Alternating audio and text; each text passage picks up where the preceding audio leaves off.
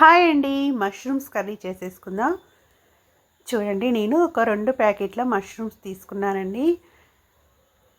వీటిని వాటర్లో వేసి చాలా నీట్గా కడిగేసుకోవాలి. ఒక 5-6 సార్లు కడిగేసుకోవాలండి. చూడండి, ఇలా నీట్గా కడిగేసుకున్న తర్వాత వీటిని ఇప్పుడు ముక్కలుగా కట్ చేసుకుందాం. చూడండి, మరీ చిన్నగా కాకుండా మరీ పెద్దగా కాకుండా ఇలా మీడియం సైజులో ముక్కల్ని కట్ చేసేసుకోండి. ఇప్పుడు బాణీ పెట్టేసి తాలింపుకి ఆయిల్ వేసేసుకొని పోపు దినుసులు కరివేపాకు వేసుకున్న తర్వాత ఉల్లిపాయ ముక్కలు వేసేసుకోవాలండి.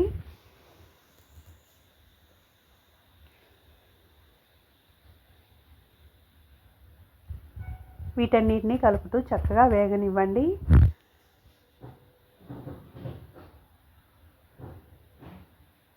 ఇప్పుడు ఇందులో కొంచెం అంతా పసుపు, అల్లం వెల్లుల్లి పేస్ట్ వేసేసుకోండి.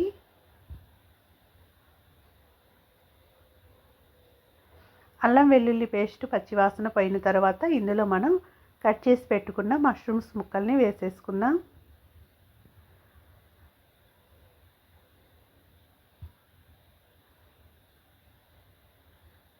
చూడండి, మష్రూమ్స్ ముక్కలన్నీ వేసేసి మొత్తం ఇలా కలిసిపోయిన తర్వాత చక్కగా మూత పెట్టేసి వీటిని ఉడకనివ్వాలండి. వాటిల్లో ఉన్న వాటర్తోనే అవి చక్కగా ఉడికిపోతాయండి. ఇది చాలా ప్రోటీన్ ఫుడ్. వారానికి కనీసం ఒకసారైనా మష్రూమ్స్ కర్రీ తిన్నామంటే మనకి ఒంటికి కావలసినంత ప్రోటీన్లో కొంతవరకైనా అందుతుందండి. డైట్ చేసే వాళ్ళకు కూడా ఇది మంచి హెల్దీ ఫుడ్. చూడండి, వాటిలో ఉన్న వాటర్తోనే మష్రూమ్స్ ముక్కలన్నీ చక్కగా ఉడికిపోతున్నాయి.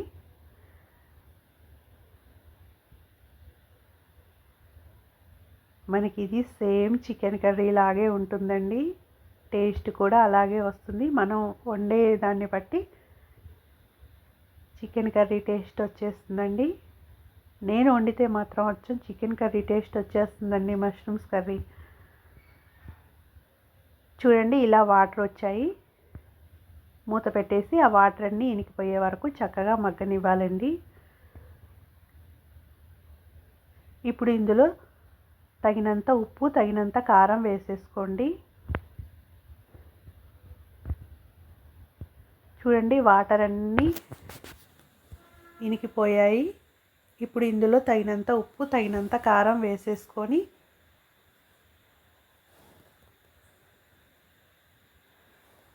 కొంచెం అన్నీ పాలు పోసేసుకున్నామండి.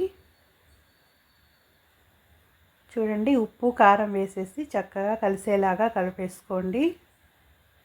మీరు కూడా ఈ వీడియోలో చూపించిన విధంగా మష్రూమ్స్ కర్రీ చేశారంటే ఎంతో టేస్టీగా ఉంటుందండి. చూడండి, ఉప్పు వేసాం కదా, ఉప్పు వేసిన తర్వాత కూడా మరి కొంచెం వాటర్ వచ్చేసాయి. ఇప్పుడు కొంచెం అన్ని పాలు పోసేసుకుందాం.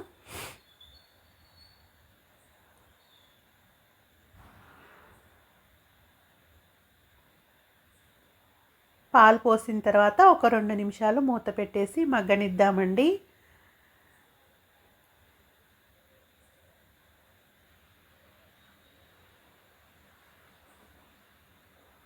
మీరు కొత్తగా నా ఛానల్ని చూస్తున్న వారైతే సబ్స్క్రైబ్ చేసుకోండి ఫ్రెండ్స్.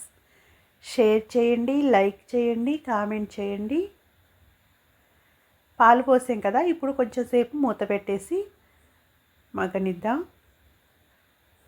చూడండి, ఇలా ఆయిల్ అంతా పైకి తేలిన తర్వాత ఇప్పుడు ఇందులో మసాలా పొడి వేసేసుకుందామండి. ధనియాలు, లవంగాలు, దాల్చిన చెక్క, యాలకులు ఇవన్నీ వేసి కొట్టేసుకుంటాం కదా, ఆ మసాలా పొడి వేసుకున్నామంటే ఎంతో టేస్టీగా ఉండే మష్రూమ్స్ కర్రీ రెడీ అయిపోయినట్టే ఫ్రెండ్స్.